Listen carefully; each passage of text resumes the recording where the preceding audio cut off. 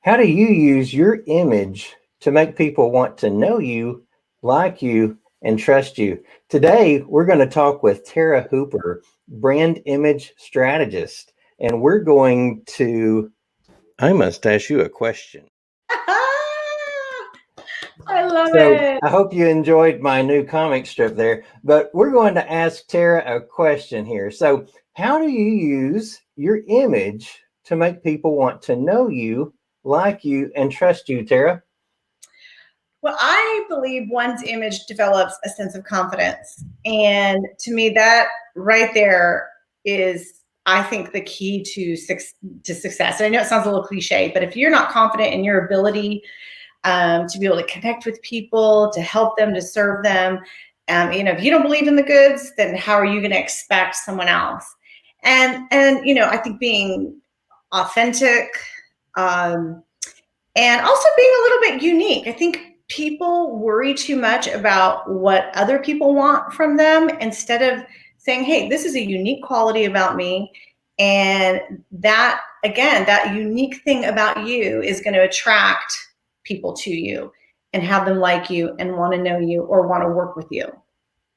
That's right. And if you can't tell, Tara is Mrs. Texas United World 2021. Congratulations to you on that. Thank you. It's definitely been a whirlwind over the last 2 weeks. So it's been fantastic. So when were you crowned? January 17th. Wow. Yeah. So how was it having a pageant in the middle of COVID restrictions?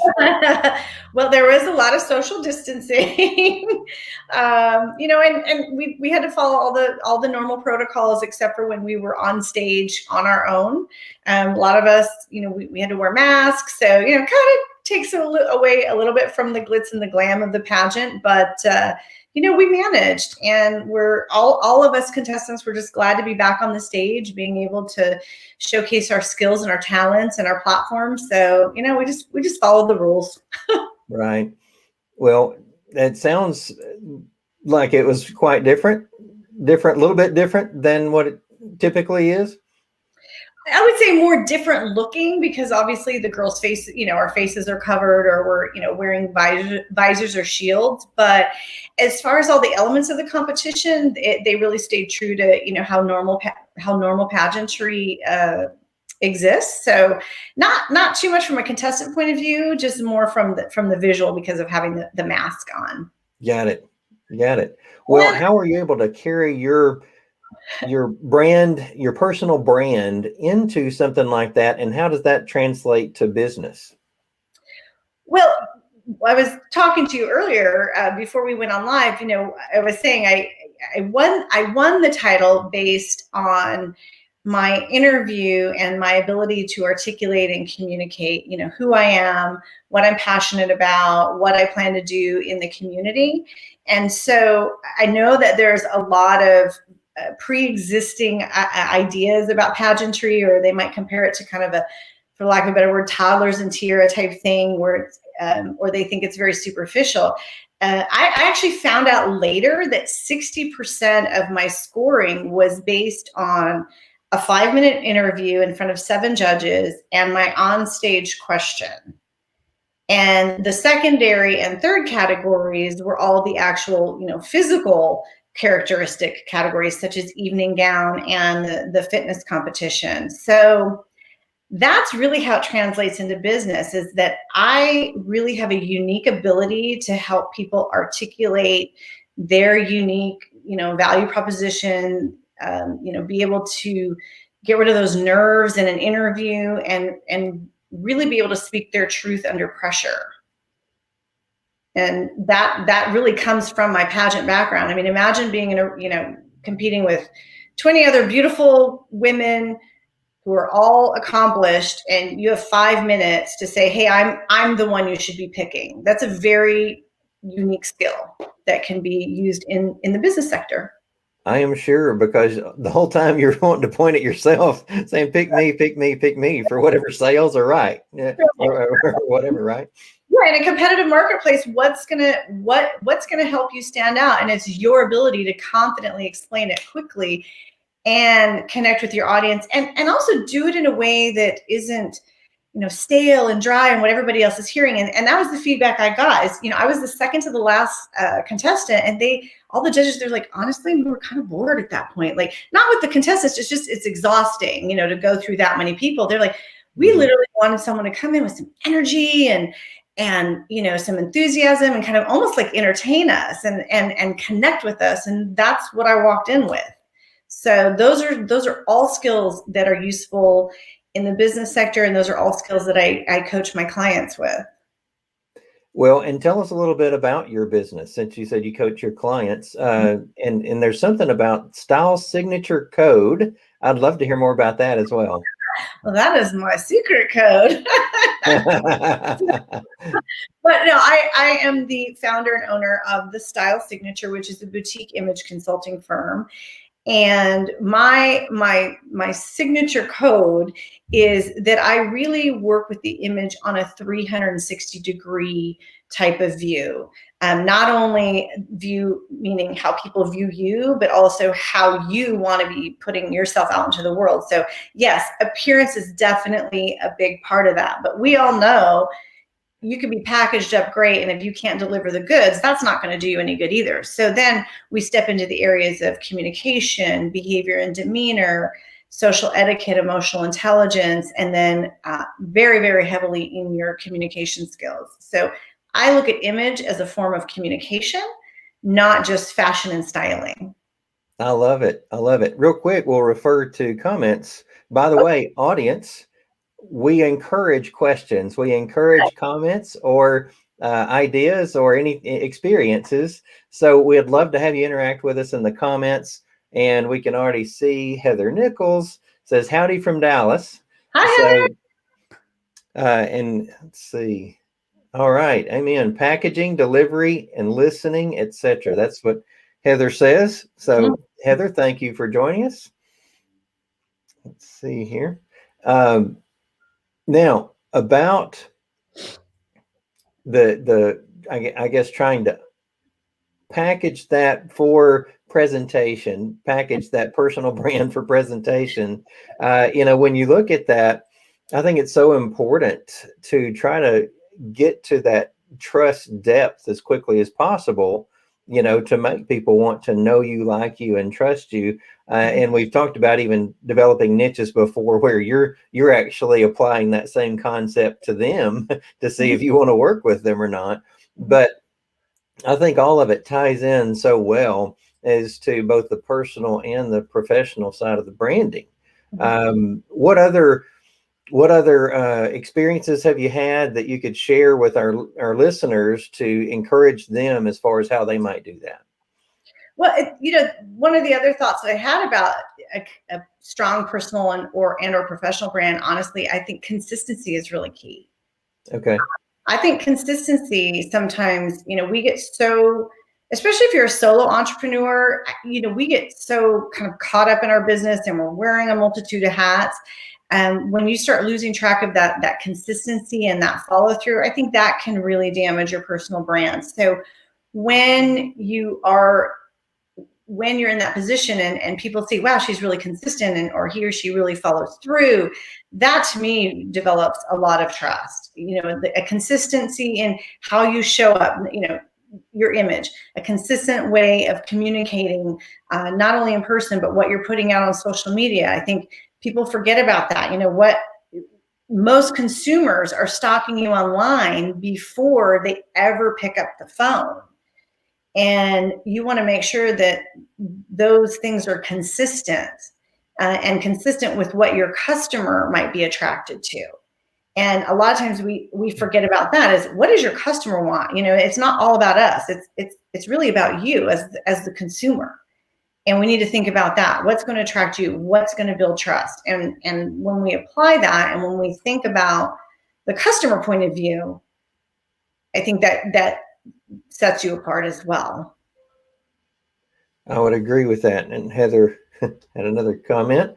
Personal branding is everything. As Brian Flanagan would say, if you're going to sell yourself, you should believe in the product. For sure. I like that. Good. Audience, and feel free to continue to comment. and ask questions of Tara. And so, Tara, tell us how long you've been in pageantry and how long you've had your business. So I've been in pageantry actually, gosh, since I was 14, and I'll be 49 next month. I'll let you all do the math on that. So off and on, but more consistently as a Mrs. So after I got married in 2006, and then my business has been around. So I actually have kind of changed professions. I owned a salon and was in the image industry for 25 years, but as a hairdresser, makeup artist, and about 25 years into that business, I said, I really do want to change. I want to really be able to dive deeper with my clients. And so I became certified as an image consultant and professional development coach through the London Image Institute.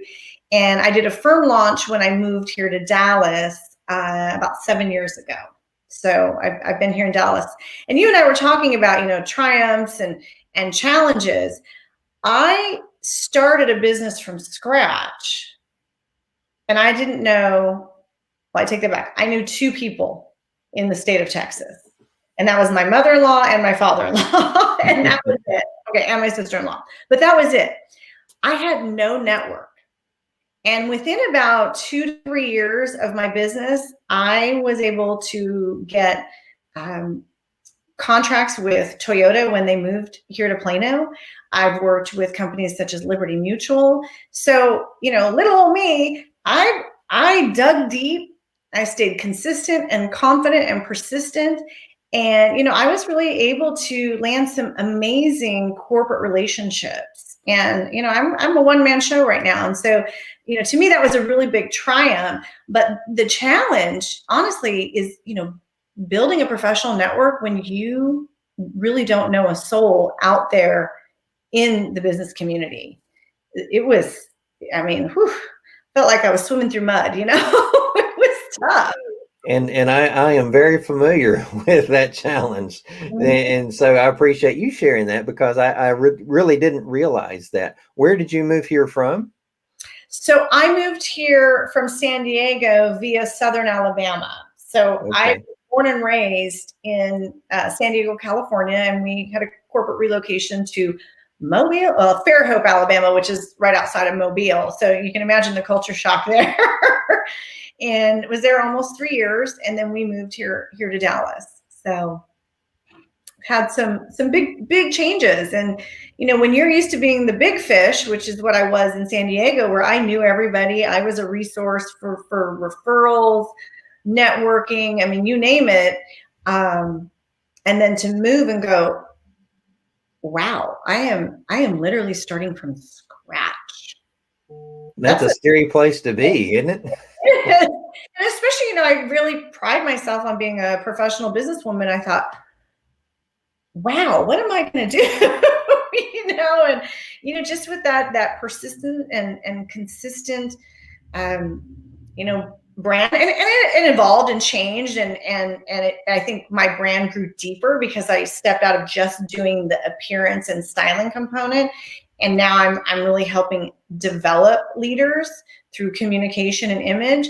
But that's really what lended me to getting, much larger relationships and corporate clients, clients in the C-suite, things like that. So, but like I said, it was like swimming through mud. It definitely took a lot of persistence and consistency. I do understand that. And really mindset becomes a major factor there because, 3,000,000%, what we do is we help business owners overcome 5 challenges: strategic relationships, marketing confusion, networking frustration, trust and credibility issues, and isolation. Isolation, that's a big one. Yeah. And with COVID, obviously, it's an even bigger issue. And I think that's where showing your brand as much as you can and as consistent as you can, I think makes a big difference, especially because right now we have to rely a lot more on digital platforms to do that. So you really need to be be mindful of what you're putting out there, especially on like personal pages, because that could possibly make or break some of your business opportunities, especially right now in the kind of, climate we have. And not that people shouldn't speak their mind, but I think you need to think about how that could potentially affect the clients you're trying to attract. Right. And even then, if you get into political post or, I don't know, coronavirus post or anything like that, you can actually ostracize about half of your market if you're not careful. Mm-hmm. And what's scary about that is you probably would be a great resource for them, but because of whatever you might have posted, or like you said, that one thing that just really wasn't consistent with your business brand, and you drug it more into your personal, that can certainly, like you said, that can wipe off like 50% of clients that you could have access to. And that's one thing I wanted to point out. There is a difference between a personal brand and your professional brand. A personal brand is definitely more about, what you like to do, more what's happening socially, what you're doing on a philanthropic standpoint. And the business is, how you're interacting, how you follow through in your business, how you're delivering, a quality product or service, and how your customer journey is. And then there is a point to which they intersect. So I think that's that crucial point, is you want to make sure when they intersect, they still complement each other. Good point. Good point. Now, here's something else that I think about, especially because the lack of in-person activity right now. What is a good way from a visual and memorable perspective for them to, I guess, show up virtually? Whether it be Zoom in calls, in networking events, or just in their social media, maybe some style, not just in fashion, but just style in general. What are some ideas that you would have to share with our audience? And I don't know, maybe this is going to sound like common sense, but I think, because in my opinion, because I believe this digital platform is here to stay for a while, we need to start going back to how would we behave if we were sitting in the boardroom. So if I'm sitting in the boardroom, would I just get up and leave? And go off to the kitchen and get something? No, I would excuse myself properly. I see so many times, because we're on video and we're virtual, we're not treating this the same way as we would in person. And I believe we need to get back to that. We need to have those same social graces and etiquette and consideration for people's time, even though you're on the other side of a screen across town. And that goes for that goes for showing up professionally dressed, right, out of respect for your colleagues, your customer, as well as the way you behave. Again, your background and your environment should be reflective of your brand and how you want people to perceive you.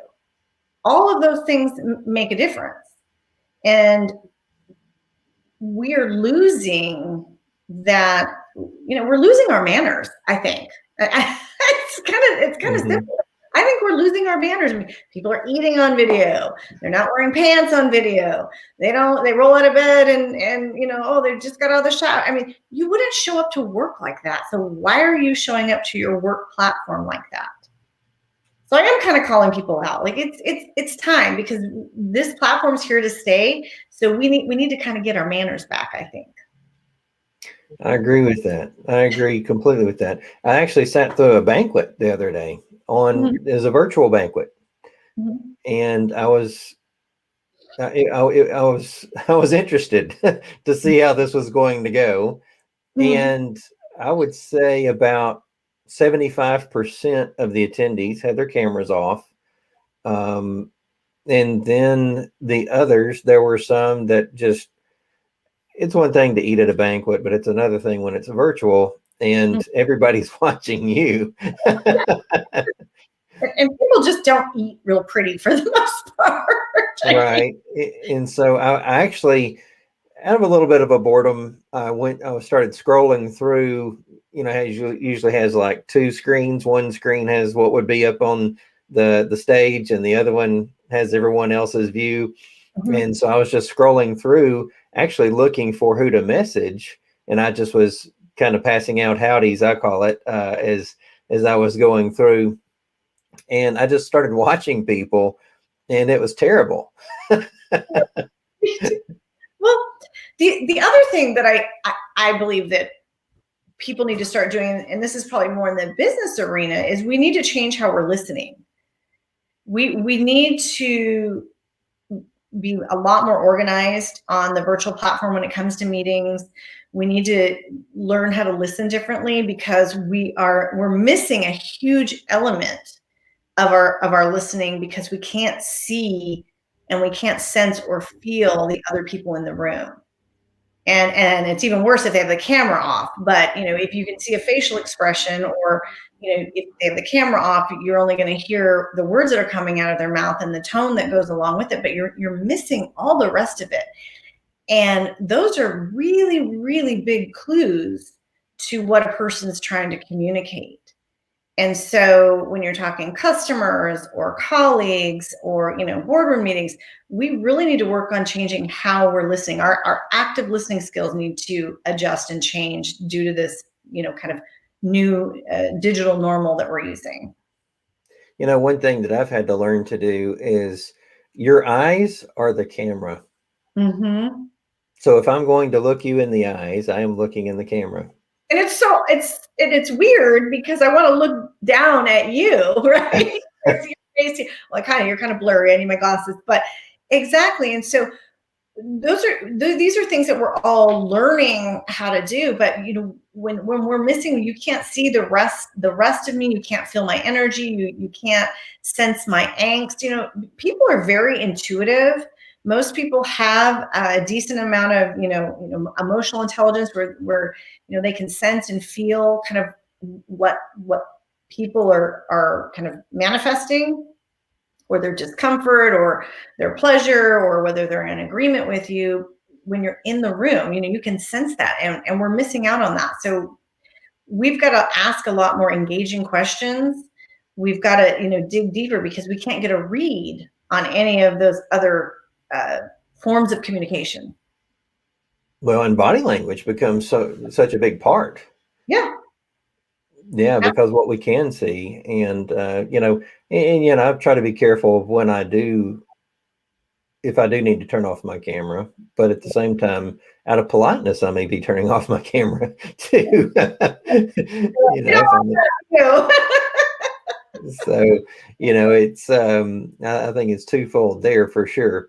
Well, any other thoughts that you have for us that maybe we should apply on camera, or that we could just apply immediately into how to make people know us, like us, and trust us faster? Like us and trust us faster. Learn to tell stories. The art of storytelling when it comes to your business, or how you can help people or connect with people, I think is a very fascinating and very powerful way to make a connection with someone. And it's a very powerful way of communicating your message. But so often we're just very quick to just answer the question yes or no. Probably well over 50% of the population is an introvert, and so that kind of interaction can be very challenging for them. And so I think if you can practice or have some stories in your back pocket, I think that's an interesting way to engage your audience, and allows people to kind of see into you a little bit more. I think nowadays, with all these social media platforms and email blasts and digital funnels and just all of that, we are so inundated with advertising.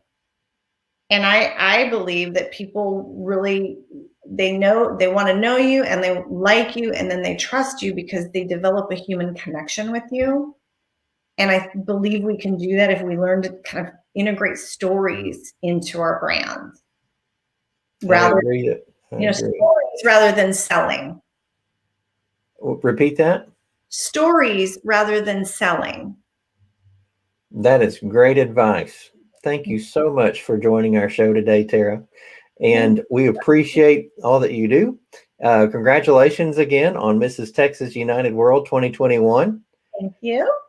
And I hope that, well, actually, I could go back and do this and put your email address or however you want to be contacted in the comments of the show. Okay. And that way, if they need to reach out to you for the style signature or just to offer you congratulations, they can do that. They can always go to my website, which is, www.thestylesignature.com. Okay, good. We'll make sure we put that in there. Is that the preferred method? Well, all my contact information is in there, my cell phone, my email, so it's very, and there's tons of ways to opt in and connect with me. There's also some great resources. In fact, I have a communication power tool on my resource page that, if you're struggling to, articulate your messaging, that my communication power tool might come in handy. So that's on my resource page. And yeah, just if you have any questions, I'd love to hear from y'all. Great. And audience, feel free to continue the conversation in the comments. We would love to hear your victories, challenges, and experiences as well. Tara, thank you for joining us today. And I wish you well. We'll catch you on the next show on Monday, next Monday at 2:00 Central Time. And we will see you then. All right. Thank you. Bye.